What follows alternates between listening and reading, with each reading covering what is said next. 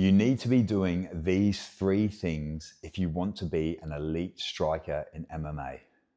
3 very simple things, but they're going to set you apart from the majority of MMA fighters. The first thing you want to do to become an elite striker in MMA is to build a lethal jab. The jab is such a low effort and low energy shot, but it's so underutilized in MMA. If I have a strong jab, I can control the range with very little effort. I can set up all of my other power shots, and it means I can dictate where the fight goes. If every time they step into range, I've got a solid jab in their face with full extension, this is going to really put them off stepping in. It means I'm going to control the range, especially if you're fighting an aggressive wrestler.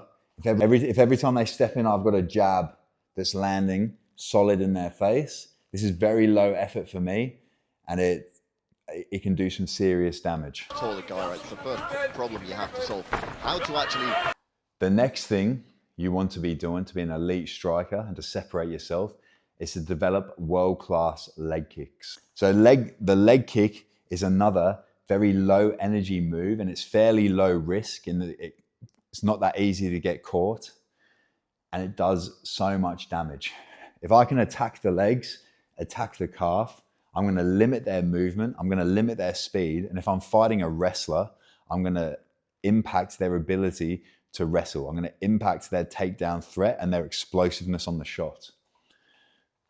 So I want to develop a world-class leg kick. And we've seen in a number of high-level fights, McGregor versus Poirier 2 comes to mind, a couple of well-placed calf kicks can completely change the trajectory of a fight. At him, because Dustin Poirier, that's very important. So develop a world-class leg kick. The third thing to do to separate yourself as an elite striker is to become lethal in the clinch. The clinch is such an underutilized area of MMA, and if you can develop a world-class clinch, you can become an anti-wrestling machine. Because if every time the wrestler tries to come into this close range and engage with me, and I'm clinching, boom, and landing some good elbows and knees, it's going to put them off wanting to engage with me there. He's got to watch those knees now. It's done. It's over. They're going to want to then stay at the long range, which is going to allow my striking to shine. This is where I want the fight to happen. And it means I'm going to be able to use my jabs, my leg kicks to then set up all my other shots. So if I tie all of these things in together and focus on building a world-class jab, a world-class leg kick, and being world-class in the clinch, this is a brilliant foundation for me to build every other skill.